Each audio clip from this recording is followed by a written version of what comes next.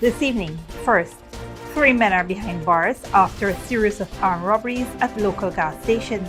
We'll bring you the latest from the courtroom as they face serious charges. Next, Ghana's egg production has tripled this year with 94,000 hatching eggs produced so far. Find out how this boost is helping to reduce the country's dependency on costly imports. Then, the new Demerara Harbour Bridge is now 64% completed, a project that promises to revolutionize traffic flow between regions 3 and 4. We'll take a closer look at the progress and what it means for Ghana's infrastructure. Also, in a historic moment for the Ghana Fire Service, 97 new firefighters have graduated, the largest cohort in the nation's history. Learn how these new recruits are prepared to tackle fires and protect communities across the country. Finally, Brazil tightens its borders, imposing new restrictions on travelers.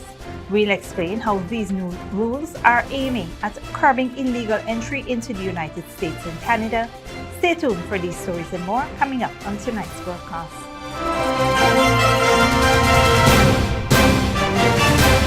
Welcome to this broadcast of Channel 2's Headline News Update for August 27, 2024. I am Debbie Backus. Thank you for joining us. First up, 3 men were charged and remanded to jail for allegedly committing a series of armed robberies at 3 filling stations when they appeared at the Sparenda Magistrates Court on Monday, August 26. 19-year-old Tyrone Peters, 21-year-old Joel Joshua Williams, and 27-year-old Akeem Marcus, all of bachelor's adventure. They appeared before Magistrate Clive Nurse and pleaded not guilty. They were remanded to prison. According to a police report, the trio allegedly robbed attendants and a security guard at the Gayoel and Chico Ramas gas stations on August 20th and Rubis gas station on August 23rd. It is alleged that the suspects entered the gas stations in a grey Axio motor car armed with pistols and cutlasses, exited and robbed pump attendants and a security guard. They relieved the victims at the 3 locations of cash, cell phones, and jewelry, totaling $340,000. The 3 men were arrested by anti-crime bike patrols on August 23rd and charged with robbery under arms. All 3 suspects were remanded until their next court date on September 27th. Additionally, Joel Williams faced 2 separate charges for the August 20th robberies at Gayoel and Chico Ramas gas stations. He pleaded not guilty and was granted bail of $100,000 for one of the charges. His next court appearance is scheduled for September 30th. On a different note, Ghana has significantly boosted its hatching egg production in 2024, tripling last year's output with 94,000 eggs produced so far. Agricultural Minister Zulfikar Mustafa announced this during a community meeting at the number 63 village, Region 6. In 2023, the country launched a hatching egg production program in partnership with a private farm, resulting in 27,000 eggs being produced at a broiler breeder facility on the East Bank. This initiative aims to reduce Ghana's dependency on imported eggs, which currently costs over $350 million annually for 53 million eggs. We are producing a lot of table eggs, but we have never produced hatching eggs. These hatching eggs coming from North America and places like Brazil and so forth. But sometimes when you have supply chain issue and you have the cost for import gone up, the farmers in Guyana suffer. So that is why we have to be self-sufficient, and we are working towards that. This initiative is part of a broader effort to enhance food production and reduce the region's reliance on imports. Continue our coverage of the nation's agricultural sector. Farmers in Hilbury and the surrounding communities on the East Bank of Berbice, Region 6, received a significant boost to their agricultural productivity on Saturday. During a community meeting, Minister of Agriculture Zulfikar Mustafa distributed various farming inputs, including a tractor, trailer, breeding bull, and high-yield coconut seedlings. The initiative is part of ongoing efforts to enhance regional agricultural production. Continue to give you help. We'll repair the dams, we'll do the canals, we'll make the input available to you all, and we'll work with you to develop the agriculture sector in this entire area. Livestock farmers from Mara Village had requested the development of pastures for their cattle. I've asked GLDA to work along with NDIA, and we'll develop 500 acres of pasture for the farmers in that area so that they can have better pasture for their animals. Additionally, 8 farmers' groups received spray cans, pumps, small tools, and tillers. The government is also focusing on improving irrigation and drainage in the region, with ongoing work on flood embankments and the planned construction of high-level canals to boost the agricultural sector in Region 6. Don't go away after the break. New Demerara Harbour Bridge, 64% complete, on track for a key mega infrastructure milestone, and 97 new firefighters graduate from Guyana Fire Service.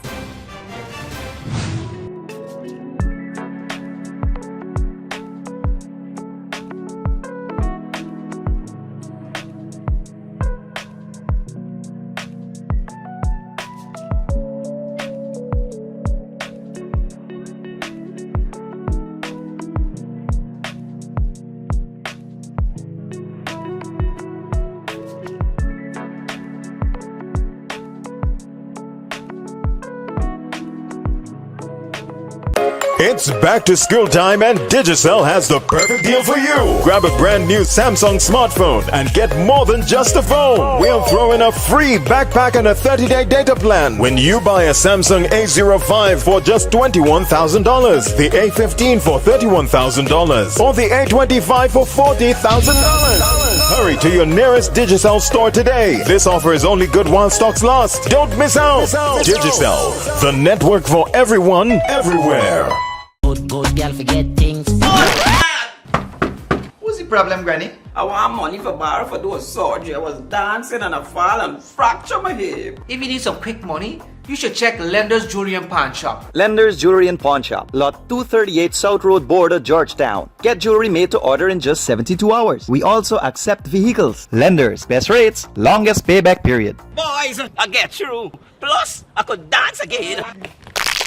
Lender's Jewelry and Pawn Shop. Minds Educational Institute, offering preschool, nursery, and primary levels. Finally, a school that is every parent's dream. Located at 69 Crow Street, offering academic excellence, trained qualified teachers, small class sizes, personalized care, and one-to-one attention for your little ones. At Smart Minds, register for full-time or evening classes, daily practice pass exam papers for proficiency at the grade 2, 4, and 6 assessment, and CXE exam preparedness. Or join our Becca Phonics reading and writing program. So if your child is for preschool, nursery, or primary level, come to Smart Mind, located at 69 Street, or call 231-4885 or 600-9229 to enroll now.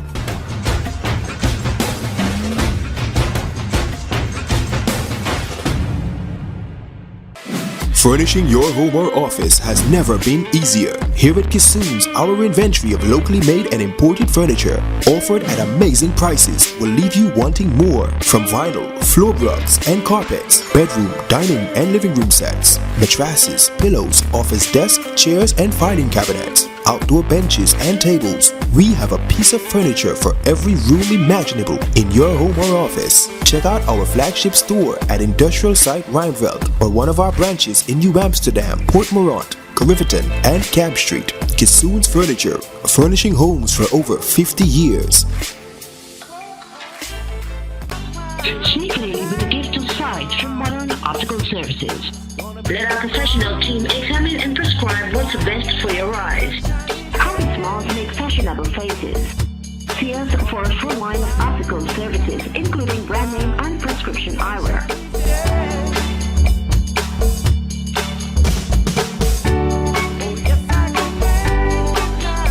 Modern Optical Services, 316 Mill Street, Georgetown, telephone 226-1082. Welcome back. The $260 million new Demerara River Bridge, aimed at reducing traffic congestion from the existing Demerara Harbour Bridge, is now 64% complete. This is according to an update from the minister within the Ministry of Public Works, Deodat Indar.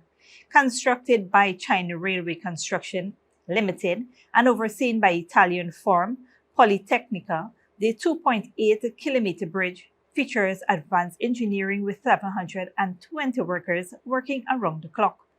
Key progress includes the completion of the main span between Piers 34 and 35, and piles for 2 main towers driven to the depth of 120 meters. The bridge, expected to be South America's first of its kind, will have a 100-year lifespan.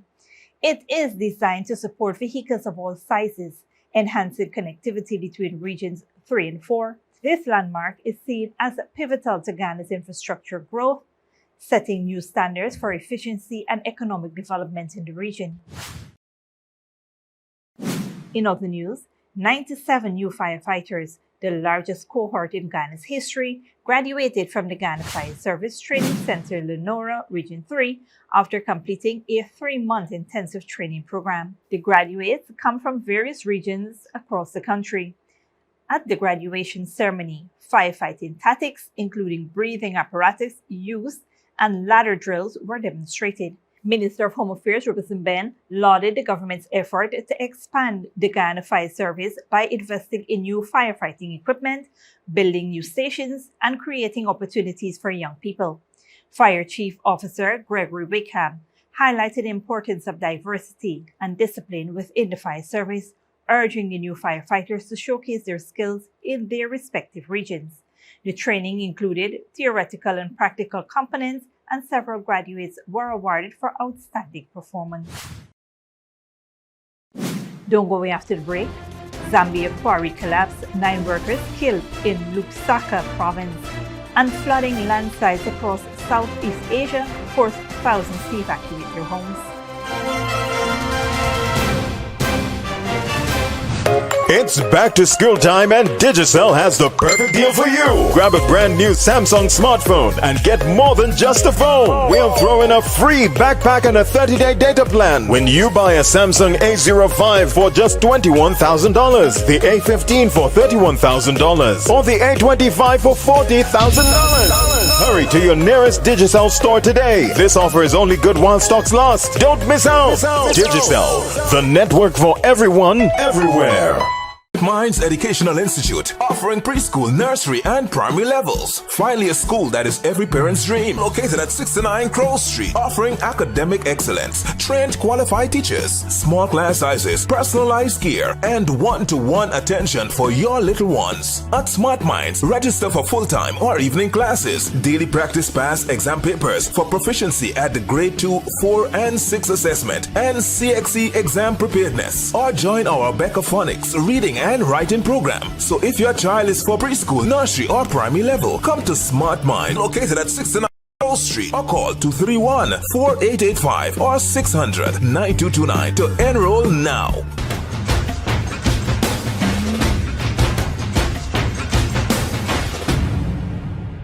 Good girl forget things. What's the problem, Granny? I want money for borrow for those surgery. I was dancing and I fall and fracture my hip. If you need some quick money, you should check Lender's Jewelry and Pawn Shop. Lender's Jewelry and Pawn Shop, lot 238 South Road Border, Georgetown. Get jewelry made to order in just 72 hours. We also accept vehicles. Lenders, best rates, longest payback period. Boys, I get through. Plus, I could dance again. Lender's Jewelry and Pawn Shop. Sneakily with a gift of sight from Modern Optical Services. Let our professional team examine and prescribe what's the best for your eyes. Current smiles make fashionable faces. See us for a full line of optical services, including brand name and prescription eyewear.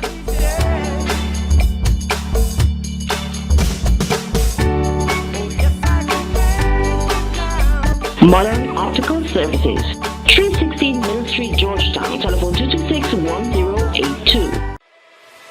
Furnishing your home or office has never been easier. Here at Kissoon's, our inventory of locally made and imported furniture, offered at amazing prices, will leave you wanting more. From vinyl, floor rugs and carpets, bedroom, dining and living room sets, mattresses, pillows, office desk, chairs and filing cabinets, outdoor benches and tables. We have a piece of furniture for every room imaginable in your home or office. Check out our flagship store at Industrial Site Rijnveld or one of our branches in New Amsterdam, Port Morant, Riverton and Camp Street. Kissoon's Furniture, furnishing homes for over 50 years.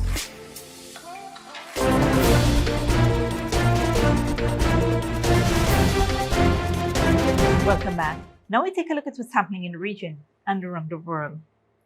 The Royal St. Christopher Nevis Police Force of St. Kitts is enforcing a curfew law requiring children under 16 to be off the streets by 10 p.m. unless accompanied by a parent or guardian. This measure, under Section 15 of the Criminal Law Amendment Act, aims to ensure minors' safety and public order. Parents who fail to comply would face fines up to $500 EC or close to 40,000 Ghana dollars after a warning. The police urge parents to cooperate to protect the island's youth. Meanwhile, Brazil has imposed new rules restricting the entry of travelers who have been taking advantage of its no-visa transit policy. Police say the country is being used by criminal organizations as a new trafficking route to illegally enter the United States and Canada. Al Jazeera's Manika Yanuku reports. More than 400 migrants have been stranded at the São Paulo International Airport for days. They have been waiting to be allowed entry into Brazil as refugees and asylum seekers. The government says many international travelers are using Brazil as a transit point to finally reach the United States or Canada. Brazilian authorities say they will allow this group to enter, but they are tightening rules to curb future arrivals. Only 1% of asylum seekers complete the process to become a refugee in Brazil. Many have no intention of staying here. They just want to get off the plane and continue their journey north to try and enter the United States or Canada. Brazil does not require transit visas for passengers using a Brazilian airport as a stopover.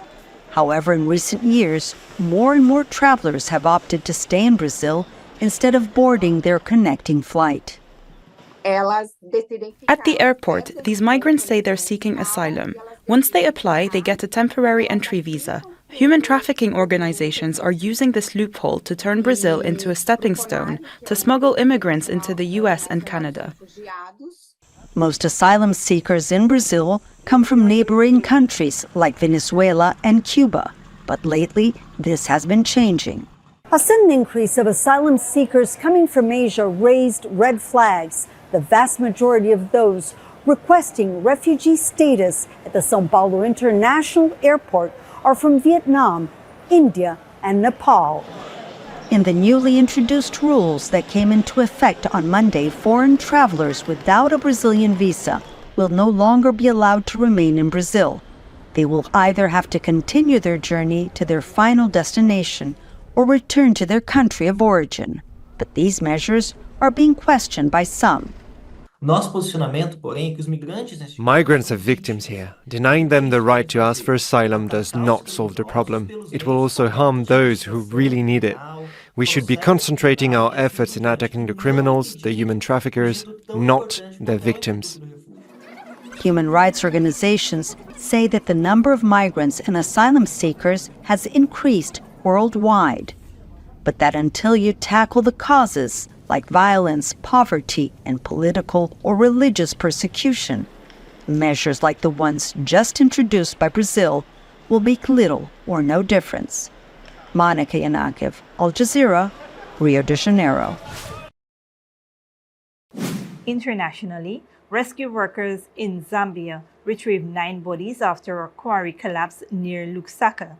The incident occurred as a truck was loading gravel, causing a quarry wall to cave in and trapping several workers. Al Jazeera's Kulsum Sharif reports. These rescue workers are trying to find anyone who may have survived the collapse of this quarry. But after 2 days, they've retrieved 9 bodies. Part of this quarry, about 45 kilometers east of Zambia's capital Lusaka, caved in as a truck was loading gravel, burying the vehicle and several workers. A part of the mine collapsed when the truck was being loaded. When a second vehicle drove in, another part of the wall caved in. It trapped 3 workers. When people saw this, they jumped in to the rescue. Then the driver started shouting, saying another collapse is coming, and people ran for safety. Only the truck driver survived. 2 of 9 men who died were brothers. Their bodies have been brought to this house for a funeral service. Friends and relatives are now mourning their deaths. They were the breadwinners of the family and took care of their mother. She doesn't have a husband. The other day, one of them bought a bag of maize for her. He even told her that he was going to look for money to have the maize ground. That's why he went to the pit for work. This is the second industrial tragedy to hit Zambia in 9 months. In the north in December, a mudslide caused by torrential rain collapsed a copper mine, killing about 30 miners. Kulsum Sharif, Al Jazeera. Finally, Southeast Asia has been hit by heavy rains in the past 7 days, causing serious flooding and landslides. Meteorologists are blaming the La Nina weather pattern. Al Jazeera's Tony Chang reports. Search and rescue teams dig through the wreckage of homes in Ternate as heavy rains and floods hit eastern Indonesia over the weekend. At least 13 people died, with 6 still missing in the mudslides that followed. The biggest challenge that we have is the rain, which has hampered the efforts by rescuers. Because most of the sediments consist of sand and mud, it can risk our rescuers to fall and get stuck themselves. Heavy rains also caused rivers to break their banks in Bone, North Sulawesi. Just 2 months ago, 23 people died in mudslides here. Meteorologists say it's La Nina, the opposing weather pattern to El Nino, low ocean temperatures, high pressure, and more rain. I will say it's dry season, but due to the effect of La Nina, it's not that dry. So still, they have high intensity of rain, at least once in 2 days, 1 in 3 days. On Thailand's holiday island of Phuket, a huge scar on the hillside. The remains of a landslide that killed 13 people. Hotels and luxury villas washed away on Friday night. But the real concern is in the north of Thailand, where floods have forced 30,000 people out of their homes. Several major rivers have burst their banks, and dams are filled to capacity, with controlled releases of water planned in the days to come. Our Sukhothai Thani municipality has made preliminary preparations, but we are still unable to block this enormous amount of floodwater. New Prime Minister Paetongtarn Shinawatra was out with rescue workers, inspecting the damage. Although she said that Bangkok is not under threat, nearby provinces are on high alert. The last time the capital suffered serious flooding, in 2011, her aunt Yingluck had just stepped into the Prime Minister's job. Tony Cheng, Al Jazeera, Bangkok. This brings us to the end of the regional and global news coverage. Up next is the 3-day weather forecast.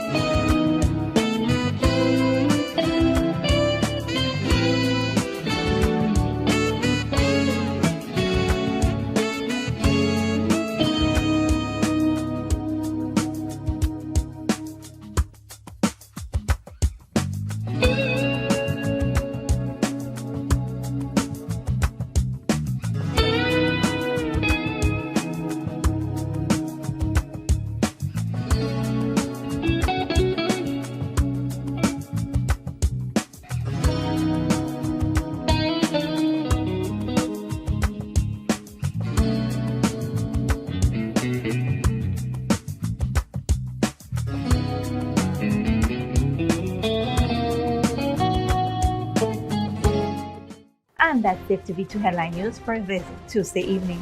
As we take our leave, we invite you to follow us on Facebook and YouTube. You can tune in tomorrow at 6:30 a.m. for a rebroadcast and at 7 p.m. for more news. Until then, please take care of yourself and each other.